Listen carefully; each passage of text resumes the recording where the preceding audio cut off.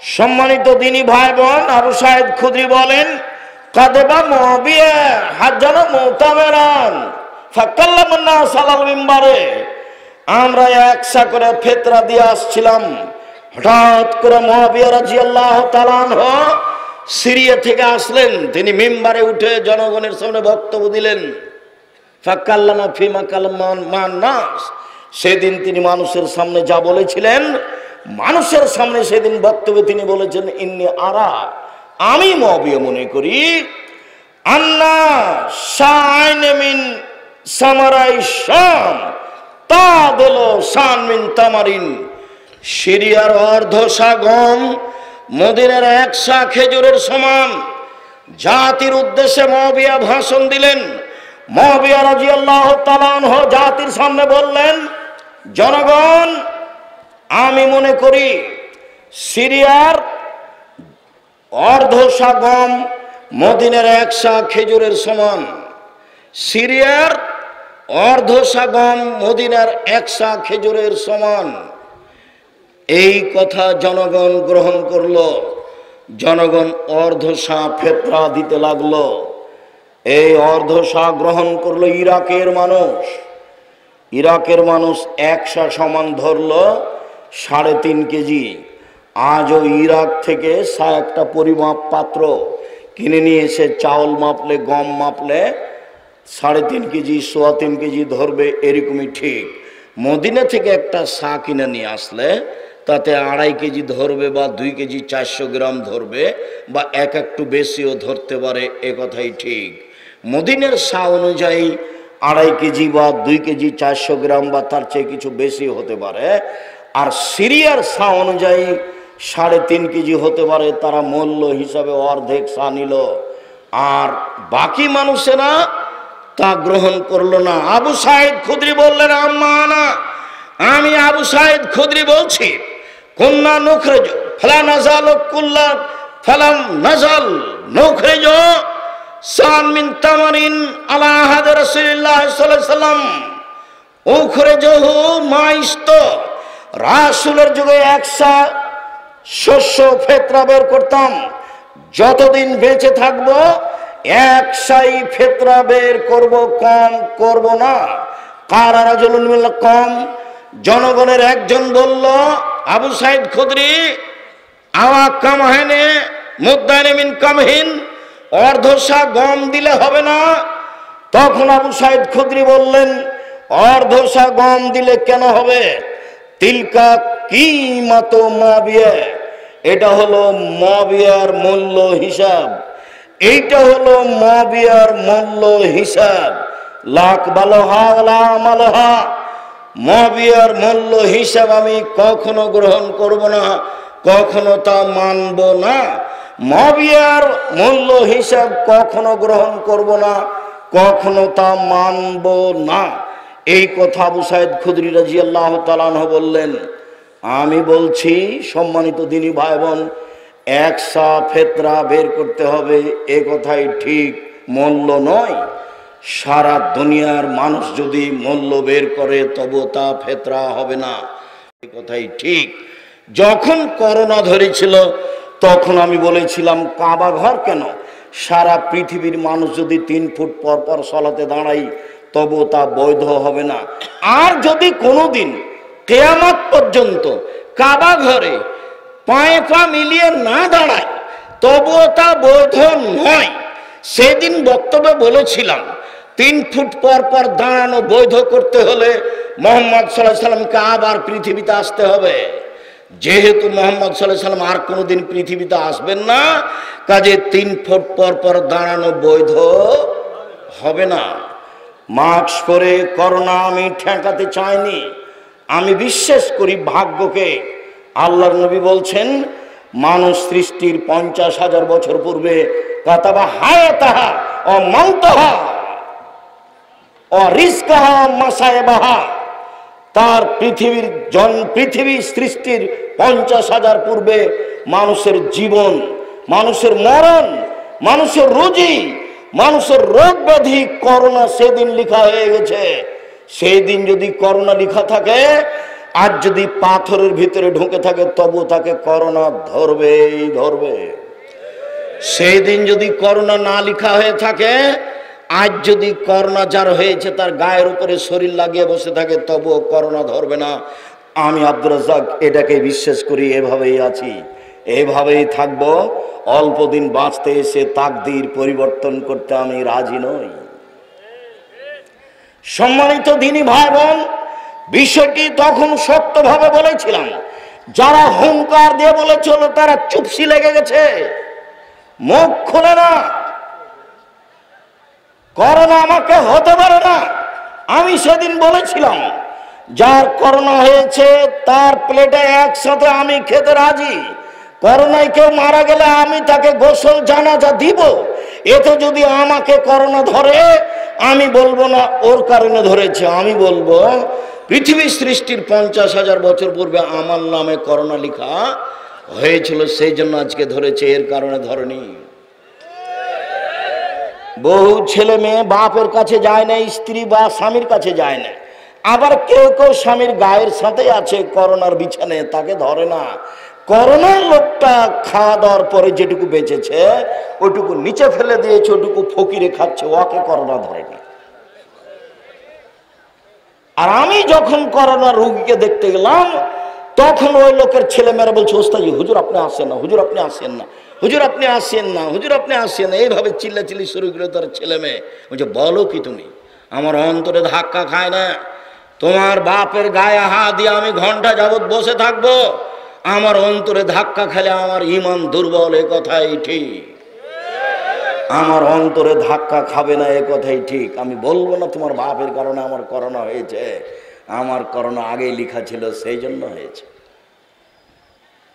সম্মানিত দিনী ভাই বোন, এক সাই চূড়ান্ত।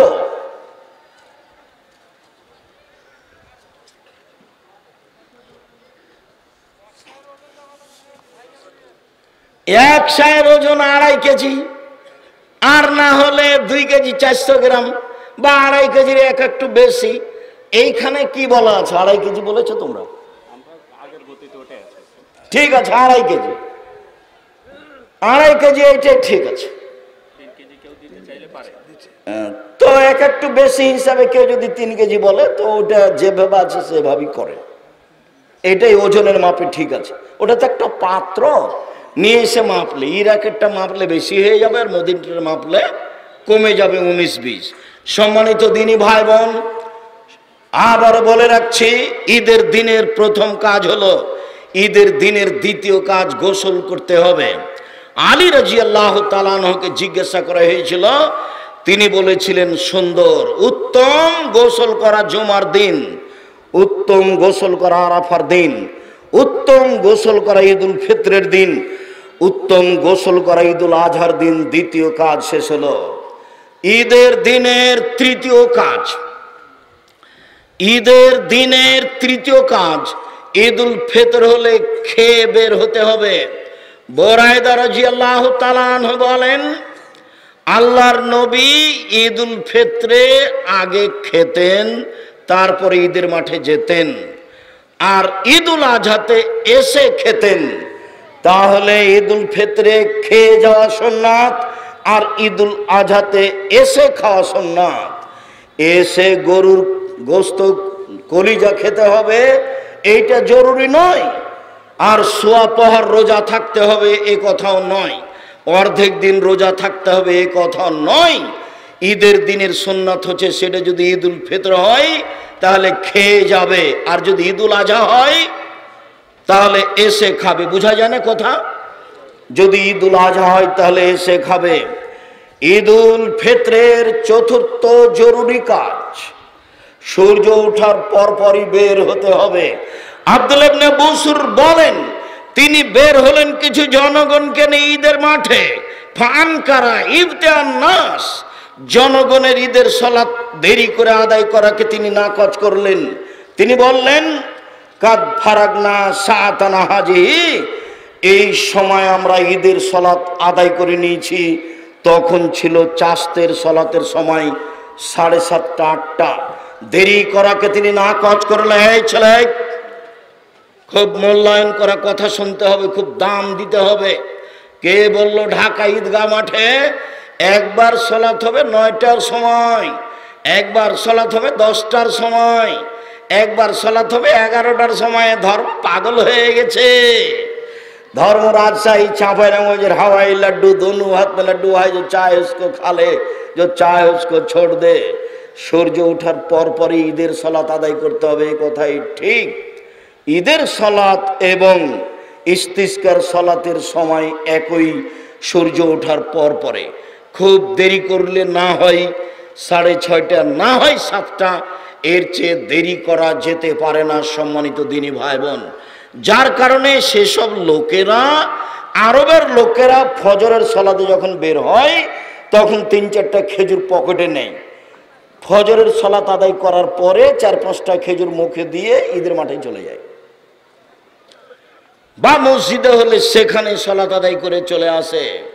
সম্মানিত দিনী ভাই বোন, এক ঈদগাহ মাঠে একাধিকবার সলাত হবে না, তার প্রমাণ এইটা। ঈদের মাঠকে বাসর ঘরের পরিণত করে সাজানো যাবে না, সাজানো নিষেধ, হারাম, এ কথাও ঠিক, চলেন যায়। আব্দুল্লাহ ইবনে উমর রাদিয়াল্লাহু তাআলা আনহু বলেন, আল্লাহর নবী ঈদের দিনে বের হতেন মাসিয়ান, পায়ে হেঁটে, ও ইয়ারজু মাসিয়ান, ফিরে আসতেন পায়ে হেঁটে। পায়ে হেঁটে যাওয়া ভালো, পায়ে হেঁটে আসা ভালো, সাথে সাথে বাহনে চড়ে যাওয়া যায়, আমরা হারাম মনে করি না, তবে পায়ে হেঁটে যাওয়া ভালো, পায়ে হেঁটে আসা ভালো। আনাস রাদিয়াল্লাহু তাআলা আনহু বলেন, কানান নবী সাল্লাল্লাহু আলাইহি ওয়াসাল্লাম কানা ঈদান খালাফাত তরিকা, ঈদের দিনে আল্লাহ রাসূল রাস্তা পরিবর্তন করতেন, এক রাস্তায় আসতেন, এক রাস্তায় যেতেন। এটাও সুন্নাত, ঈদের দিনের ধারাবাহিক বাড়ি থেকে সুন্নাত চালু হচ্ছে। এক রাস্তা দিয়ে যাওয়া আর এক রাস্তা দিয়ে আসা, পায়ে হেঁটে যাওয়া, পায়ে হেঁটে আসা। এরপরে বলা হচ্ছে তুহমাল আনাজাতু বাইনা ইয়াদাই নবী সাল্লাল্লাহু আলাইহি ওয়াসাল্লাম ফালাম্মা বালাগাল মুসাল্লা, রাসূলের সামনে দিয়ে একটা ওই সূত্রা, যেটা সালাত শুরু করলে তার আগে খাড়ো করা হয়, সূত্রা নিয়ে যাওয়া হতো। ফায়জা বালগাল মুসাল্লা, ঈদের মাঠে চলে গেলে ফা নসেবাত বাইনা ইয়াদাইহি, এই সূত্রাটা গেড়ে দেওয়া হতো। এইটাকে সামনে রেখে তিনি সালাত আদায় করতেন। ওয়াদালিকা ইসাল্লি ফাদান লাইসা ফি শান ইস্তাতার বিহি, এই জন্য যে ঈদের মাঠ ফাঁকা থাকতো, কোনো কিছু ঈদের মাঠে থাকতো না যেটা সামনে করে সালাত আদায় করা যাবে। শুনুন, ঈদের মাঠে মেহরাব তৈরি করা নাজায়েজ, ঈদের মাঠে মিম্বার তৈরি করা নাজায়েজ, ঈদের মাঠকে সাজানো হারাম, ঈদের মাঠকে বাসর ঘরে পরিণত করা হারাম, বাঁশ খাটা দিয়ে সাজানো জায়েজ নয়, একেবারেই ফাঁকা থাকবে। নিতান্ত দখলের উদ্দেশ্যে চতুর্দিক প্রাচীর দিয়ে ঘেরতে পারে, দখল হিসাবে, এছাড়া প্রাচীর দেওয়াও ভালো নয়। আল্লাহর নবী মসজিদে নববীর উপর দিয়ে হেঁটে এসে তিনি মাঠে ঈদের সালাত আদায় করতেন। আপনারা খুব ভালোভাবে জানেন, মসজিদ নববীতে 2 রাকাত সালাত আদায় করলে অন্য মসজিদে 2 রাকাত সালাত আদায় করলে তার চেয়ে 1000 গুণ বেশি নেকি হবে। এরপরেও পৃথিবীর সবচেয়ে দামি মানুষ দামি মসজিদের উপরে পাড়া দিয়ে হেঁটে চলে গেলেন ফাঁকা জায়গায়, তার মানে ঈদের সালাত ফাঁকা জায়গায় আদায় করতে হবে। এরপরে বাড়ি থেকে বের হওয়ার সময় করতে হবে। আমি আমার দিনী বন্ধুর কথাটাকে শেষ করে নিই, বেশি কথা নয়, অল্প। মক্তব চালু করতে হবে দেশ জুড়ে, এ কথাই ঠিক।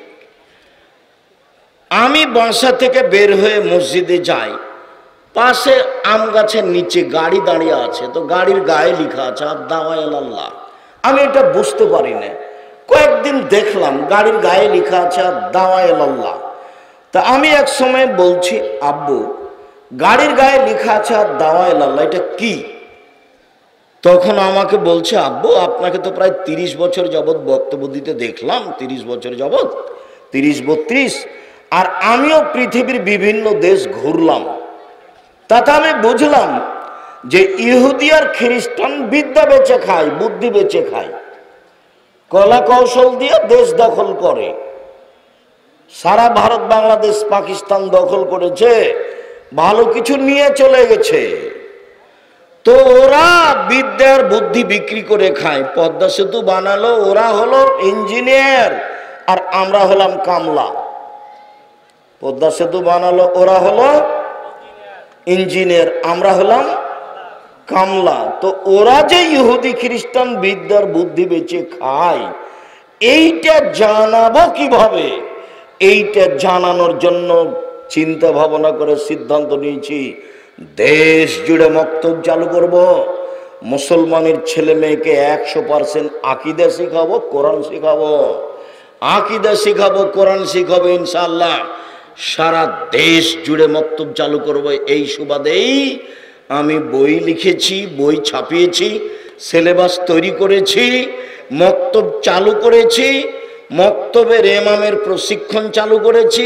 আসবে ফ্রি, যাবে ফ্রি, খাবে ফ্রি, বই দেবো ফ্রি, এবং প্রশিক্ষণ নিবে। এই প্রশিক্ষণের মাধ্যমে দেশ জুড়ে মক্তব চালু করবে, আকীদা সংশোধন করবে, ইহুদি কারা খ্রিস্টান কারা, এবং কোরআন মাজিদ পড়তে শিখবে। মুসলমানের ছেলে 100% মিয়া ফিল মিয়া, 100 থেকে 100 শিখতে হবে। এই লক্ষ্যে দেশ জুড়ে মক্তব চালু করব। তার নাম দিয়েছি আদ-দাওয়া ইলাল্লাহ, মসজিদ ভিত্তিক শিক্ষা কার্যক্রম, মসজিদ ভিত্তিক দাওয়াতি কার্যক্রম।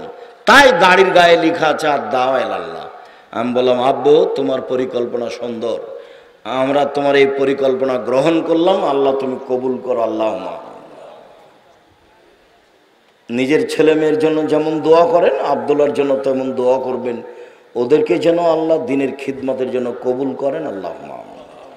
সম্মানিত দিনী ভাই বোন, ঈদের দিন, ঈদের দিনের প্রথম কাজ কি? ছেলে খেয়াল করো এদিকে। ঈদের দিনের প্রথমে 4-5টা কাজ আছে। 1 নম্বর কাজ হলো ফেতরা বের করা। ঈদের দিনই ফেতরা বের করতে হতো, যা আমাদের এসব মুরব্বী মানুষেরা আজও জানেন, যে আমরাও করেছি, আমার বাপ দাদাকেও দেখেছি ঈদের দিন সকালে ফেতরা বের করতে। ওইটা কিভাবে 15 চলে গেল, 15 রমাজান চলে গেল, 27 রমাজান আরো আগে চলে আসলো, আরো আগে হবে না, নিতান্তই 29 রমাজান বা 30 রমাজান, অন্যথায় ফজর সালাতের পরে ফেতরা বের করতে হবে।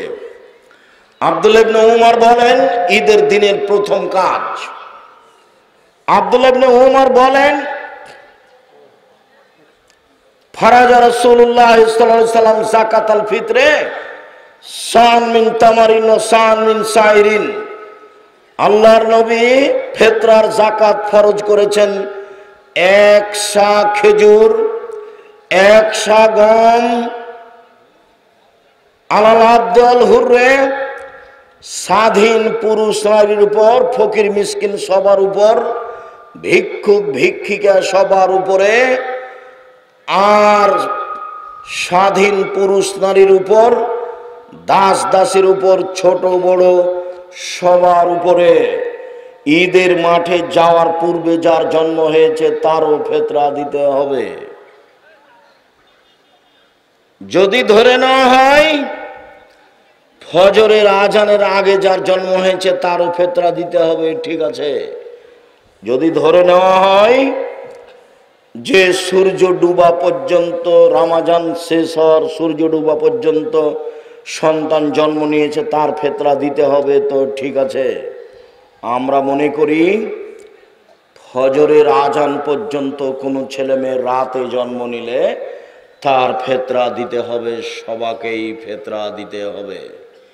ছোট বড়, শিশু, পুরুষ নারী, দাস দাসী, কাজের মেয়ে, ফকির মিসকিন সবাকেই ফেতরা দিতে হবে, দিতেই হবে। চাঁপাই নবগঞ্জের ভাষা তো ওকে দিতে হবে, ওর বাপকে দিতে হবে, ফেতরা দিতেই হবে। ফকির হলে ফিরিয়ে দেওয়ার সময় তার চেয়ে বেশি দিয়ে দেওয়া হোক। ও আমার বেহান তুয়াদ্দা কাবলাল খরুজ ইলা সালাহ, কাবলা খরুজিন নাস ইলাল মুসাল্লা। ফেতরা বের করতে হবে ঈদের মাঠে যাওয়ার পূর্বে। এই যে বুখারী মুসলিমের হাদিস, ফেতরা বের করতে হবে কখন? ঈদের মাঠে যাওয়ার পূর্বে। আগে যে নিয়ম ছিল সেটাই ঠিক ছিল। আবু সাঈদ খুদরি রাদিয়াল্লাহু তাআলা আনহু বলেন, কুন্না নুখরিজু যাকাতাল ফিতরে, আমরা যাকাতুল ফিতর ফিতরা বের করতাম।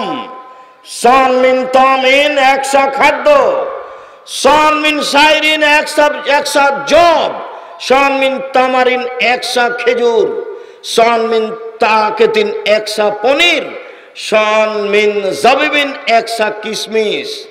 প্রথম শব্দ আছে খাদ্য, তার মানে পৃথিবীতে যারা যেখানে যা খায় সেটারই ফিতরা দিবে, খাদ্য শস্য। কেউ যদি মনে করে আটা দিব তো দেখ, তবে ধান দেওয়া ভালো নয়, ধান সরাসরি খাদ্য নয়। আগে কিছু আমাদের গ্রামেও ধান ফিতরা দিত, চাউল গম দেওয়াই তুলনামূলক ভালো। তো জাবের বললেন, আমি তালাক প্রাপ্ত মেয়ে বিবাহ করেছি। তো আল্লাহ রাসূল বললেন, তুমি কুমারী মেয়ে কেন বিবাহ করলে না? তুমি তার সাথে খেলতো, তোমার সাথে খেলতো। তখন জাবের রাদিয়াল্লাহু আনহু বলছেন, আল্লাহ রাসূল শোনেন, আমার একটা কথা শোনেন আল্লাহর নবী, আমার বাপ উহুদের যুদ্ধে শহীদ হয়েছেন 9 জন মেয়ে রেখে, আমার 9টা বোন আছে। আমি আমার বোনদের সমবয়সের মেয়েকে আক্রাহন উজাব্বেজা মিসলাহুন না, ওদের সমবয়সের মেয়েকে আমি বিবাহ করা পছন্দ করিনি 4টা কারণে। আল্লাহ নবী শোনেন, আমার আব্বা উহুদের যুদ্ধে শহীদ হয়েছেন 9 জন মেয়ে রেখে, আমার 9টা বোন আছে, আমার বোনদের সমবয়সের কম বয়সের মেয়েকে আমি বিবাহ করিনি 4টা কারণে। এক, লে তুয়াল্লে মাহুন্না, আমার বউ যেন আমার বোনদেরকে বিদ্যা শিখাতে পারে।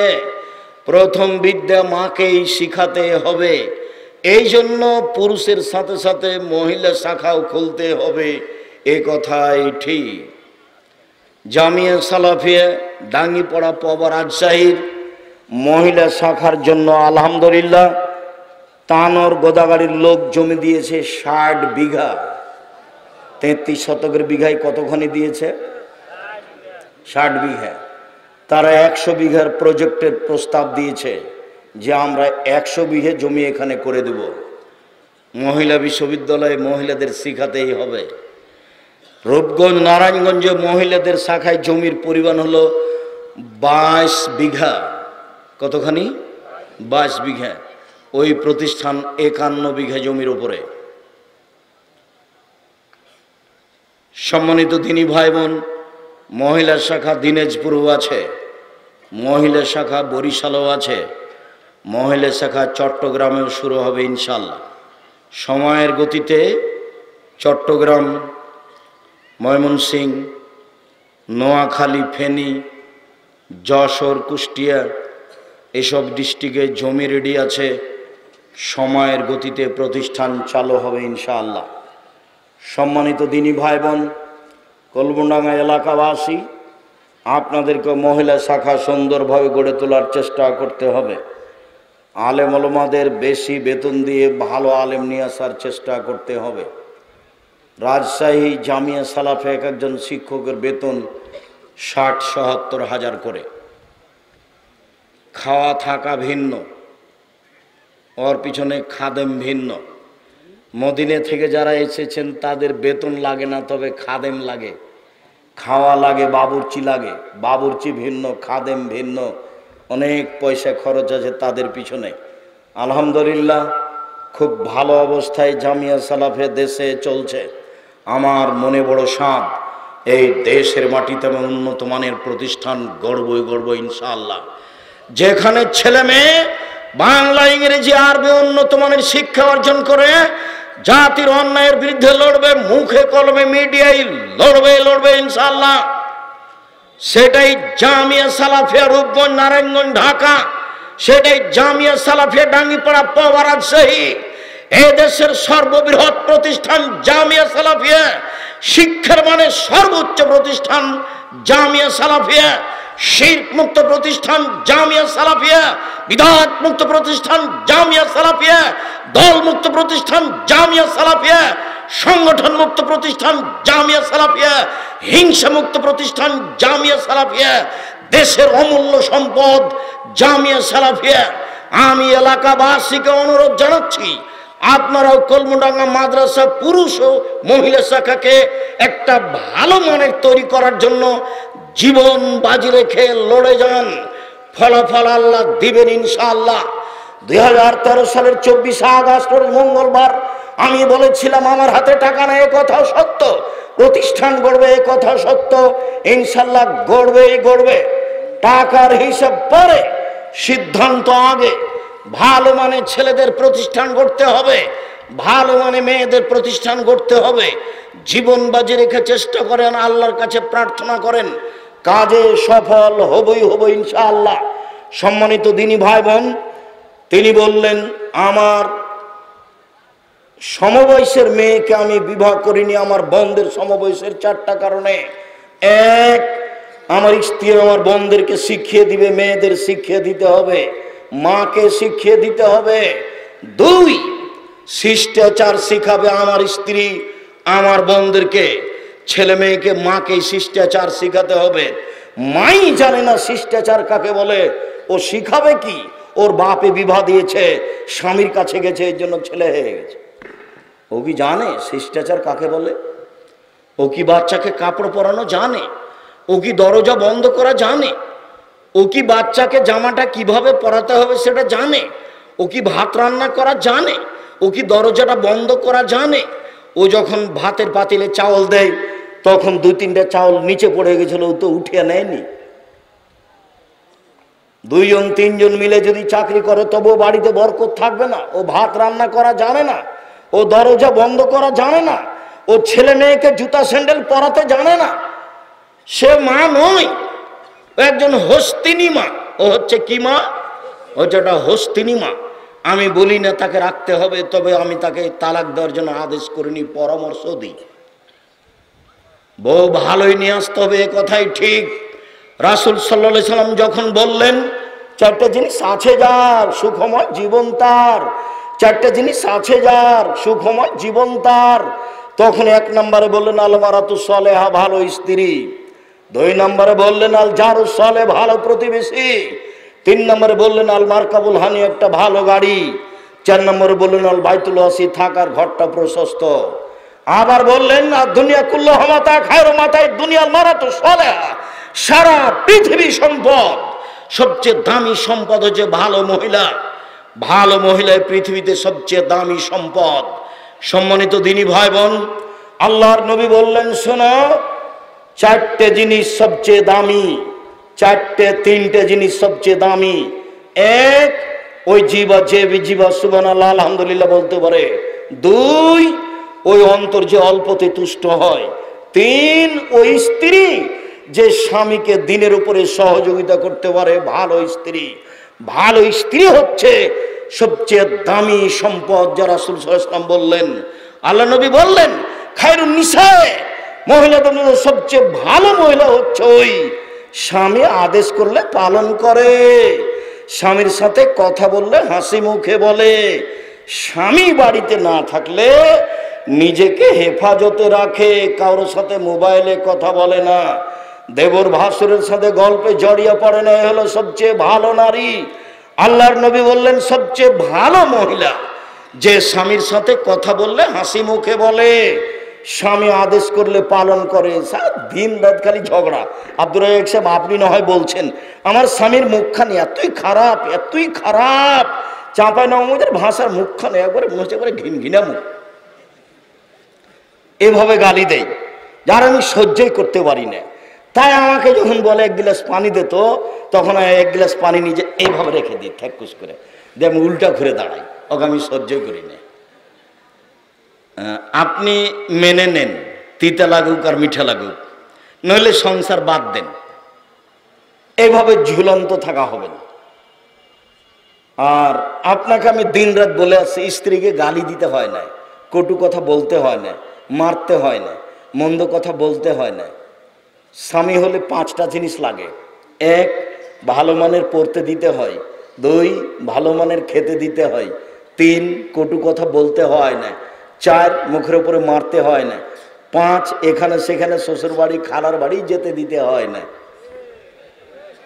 বাড়িতেই থাকবে, জরুরি প্রয়োজন ছাড়া বাড়ি ত্যাগ করবে না, খুব জরুরি প্রয়োজন ছাড়া বাড়ি ত্যাগ করবে না। ওই হলো স্বামী। স্বামী হলে 5টা জিনিস লাগে। আল্লাহ রাসূল বললেন নবীগণ জান্নাতে যাবেন, শহীদেরা জান্নাতে যাবে, সিদ্দিকেরা জান্নাতে যাবে, ওইসব মহিলারা জান্নাতে যাবে যাদের স্বামী একটু মন খারাপ করলে, রাগ করলে হাতখান ধরে বলে যতক্ষণ পর্যন্ত আপনি খুশি না হবেন ততক্ষণ পর্যন্ত আমি খালেদা কোনো কিছুই খাবো না। এ হলো জান্নাতি নারী। সব মিলে যাবে স্বামী সেবায়। আপনি দেখেন, ঘুরে ঘুরে দেখে আসবে স্বামী সেবাই হচ্ছে, যে দিক দিয়ে ঘুরিয়ে ধরেন ঘুরে এটাই আসবে। যখন আল্লাহ নবী বললেন যে মহিলারা তোমরা দান করো, অধিকাংশ নারী হচ্ছে জাহান্নামী, অধিকাংশ নারী হচ্ছে জাহান্নামী, তো মদিনার নারীরা কথা বলতে পারেন। বললেন কেন? তখন আল্লাহ রাসূল বললেন স্বামীকে মানে না যে এই জন্য। হলো স্বামীকে মানে না যে এই জন্য, মেনেই চলতে হবে। আর আপনি মুখখানকে একটু ভালো করবেন, খারাপ করিয়েন না। গালি দিয়ে কি হয়? একটু পরে তো তারই হাতে রুটি বানানো খাওয়া লাগে, তারই হাতে রান্না করা খাওয়া লাগে, তাকে গালি দেন কেন? হ্যাঁ? আর এই সব চাঁপাইনবাবগঞ্জের স্বভাব কেন? লাঠি নিয়ে মারতে যান কেন? গরুর চারিতে নাইন দিয়ে পানি না দিলে মন খারাপ হয়, ঘর বাড়ি ঝাড়ু না দিলে মন খারাপ হয়, পোয়াল না শুকালে মন খারাপ হয়, সব সময় খালি উষ্টা লেগে থাকলে হবে? সব সময় বইয়ের উপরে মন খারাপ করে। উর্দু ভাষী হলে, আরবি মানুষ হলে বুঝতে পারতেন কাজ করতে বলা কেমন ঠেলা। খালি আপনি ওই পাকিস্তানি উর্দু ভাষী মহিলা বিবাহ করে দেখেন, খালি কাজ করতে বলেন যে একটু কাপড়টা পরিষ্কার করে দাও, তো বলো কে আমায় মেরে দাসী আইও মাদি আইও নাকি? আমি কি তোমার দাসী নাকি আমাকে কাজ করতে বলছো? মানে বাংলাদেশি চাঁপাইনবাবগঞ্জের আপনার এই সাপাহারের মেয়ে সেই জন্য সবই করে দেয়, তবু মারতে যান। ভাত রান্না করে দেয়, বাড়ি পরিষ্কার করে দেয়, গোয়াল পরিষ্কার করে দেয়, নোন্দা ঘোঁটা বানিয়ে দেয়, তবু মারতে যান। পোয়াল শুকিয়ে দেয়, সব কিছু করে দেয়, তবু মারতে যান কেন? শরম হয় না কেন? হায়া হয় না কেন? খবরদার কখনো মারবেন না। চলেন এবার মাঠে চলে যাই। ঈদের সলাত, ঈদের সলাত এর পূর্বে কোনো কিছু হবে না, কোনো বক্তব্য হবে না, কোনো তাকবীর বলতে